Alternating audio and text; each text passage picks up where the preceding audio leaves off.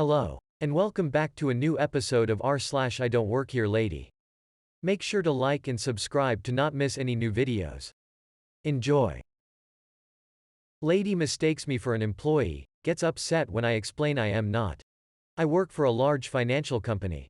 I like to wear suits even though we can do business casual. We have, unfortunately, had to start going back into the office, luckily not every day. So to the I Don't Work Here Lady Part 1 had left the office. I was wearing a suit as per usual.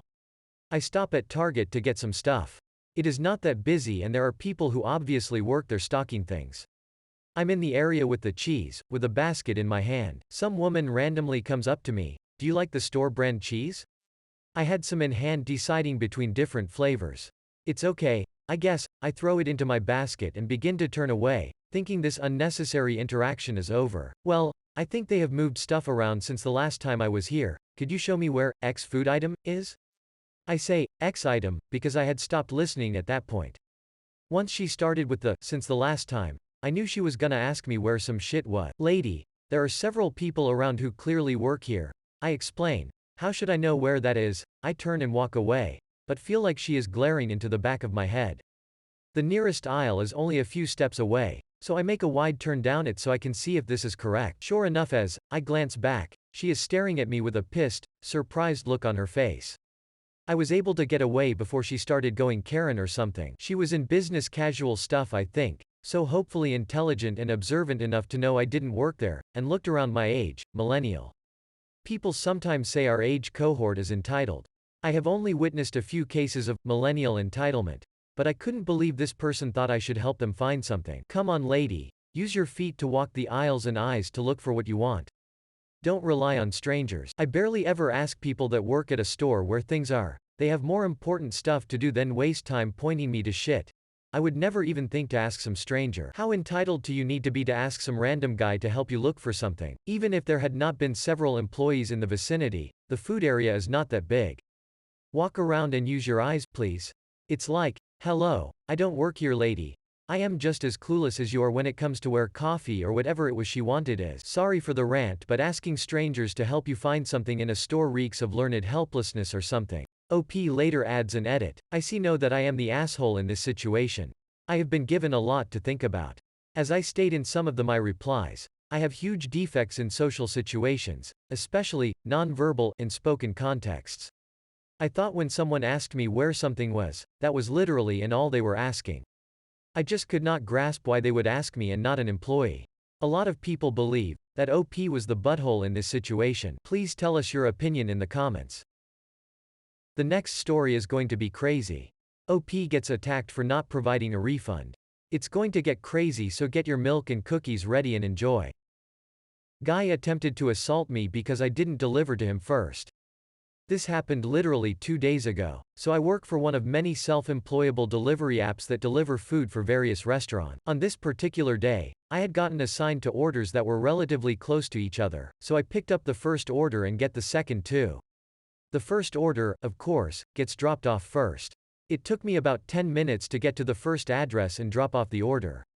Except I couldn't drop it off immediately since I had to hand it to the customer. This took an additional 5 minutes since it took them forever to answer the door. Once that had been completed, I was on the way to the next address. So I get to the next house to drop off this order, and this one also requests that I hand it directly to the customer. So I go to knock on the door and the following encounter ensues. A lady answers the door, about 5 feet 8 inches. She was a bit taller than me, blonde and kinda youngish looking.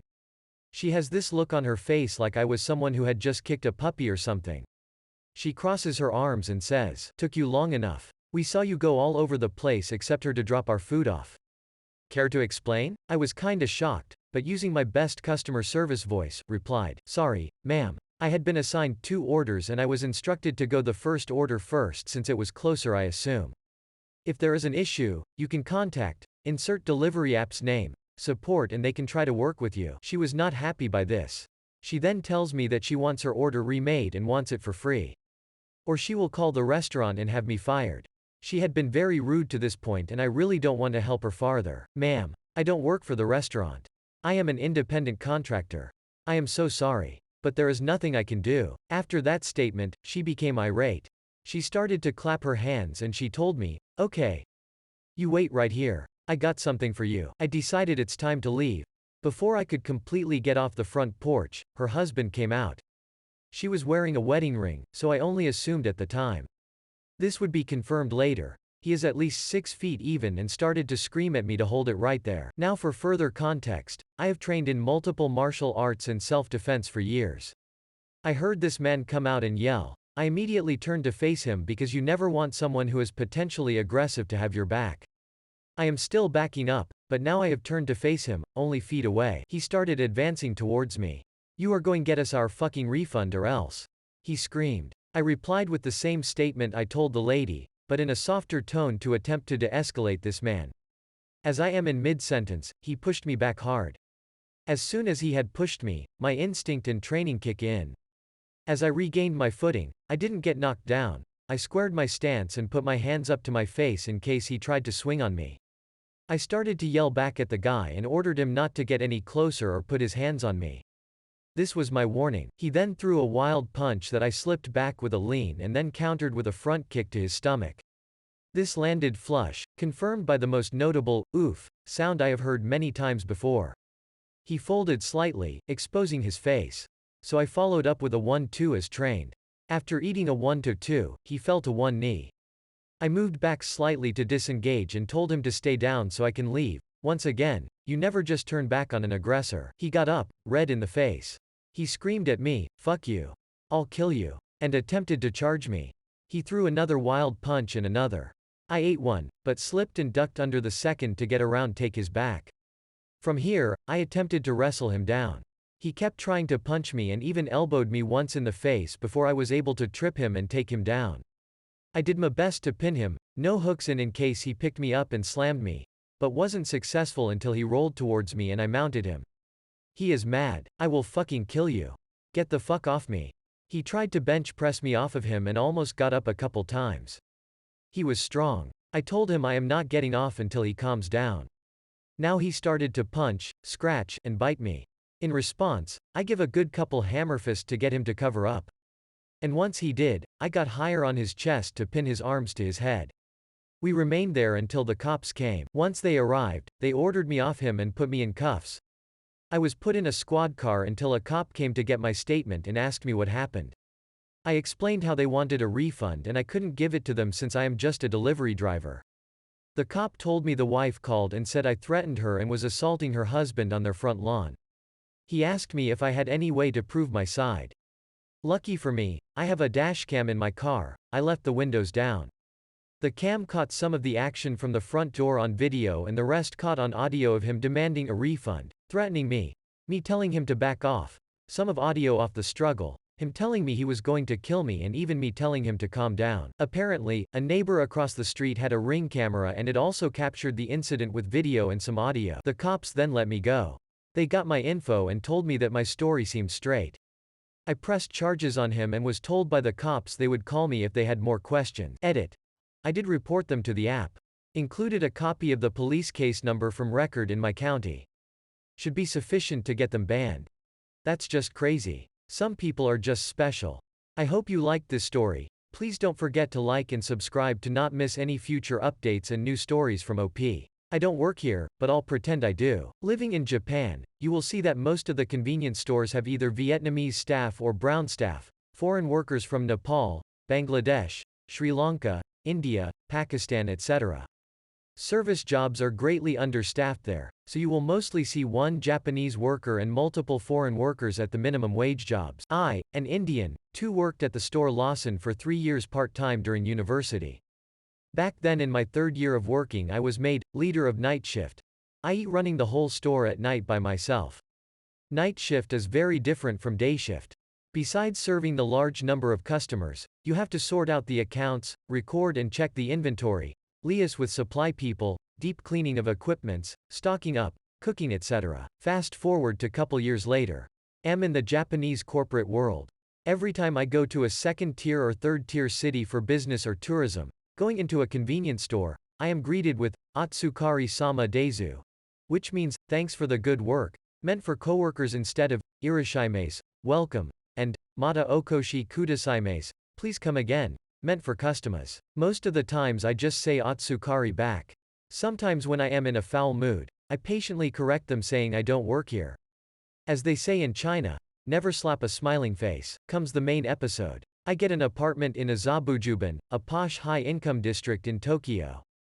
Famous for being populated by white expats. 2 a.m. at night. I go to the Lawson nearby. 7-Eleven was bit nearer but am partial to Lawson. It was a big store, and full of irritated drunk salarymen and rich brats. The only employee there, Japanese, is confused, panicking, and overworked. The supply truck guy is yelling. Salarymen are yelling. It's a mayhem. The employee eyes me and yells, "Hey, took you so long. Come and help me a bit." I almost lost my temper too, but then smiled and thought, let's do this. Tomorrow's Saturday anyways. I first met up with the annoyed supply guys. They have to bring their trucks to every store in Tokyo, so staying at one store for more than a couple minutes would disrupt the whole schedule. Had the supply checked, dialed in the records, got the hanko from the usual place, stamped and finished the procedure. Next, called the taxi for the passed out people and escorted them to a safer place. Then took up the register, and in the next 10 minutes all the customers were served and the store was empty. Employee gave a huge sigh of relief, closed his eyes and got on his knees. I quietly went to stock the ice cream supply in the cold cases. My dude after a bit of a rest called, "Thanks you for the efficient help. By the way, you haven't worn your Lawson jacket yet. Could you wear it please, or it would be super unprofessional." I said, "I don't have a jacket. I don't even work here." He was like, "What? Didn't manager send you as a replacement?" I said, "Nope. I live in the apartment a block away and came here to shop." Told him I used to work in a Lawson many years ago so was familiar with the procedures. He was very embarrassed and said sorry and thank you in around 20 different phrases of polite Japanese. I was like, chill man, I'm gonna come here often so yoroshiku ne, I'm in your care. Felt good overall as the aftermath, and taught me again as well that as a senior guy in a corporate headquarter, I must always be mindful of the mental and physical health of the people on the front lines. Must not leave them with any inadequacies as they are the ones who represent the big company to the world and do the actual work. OP is a legend for stepping up even though he didn't work there. And with this we are at the end of this video. I really hope you enjoyed. PLS, don't forget to like and subscribe. And have a lovely day.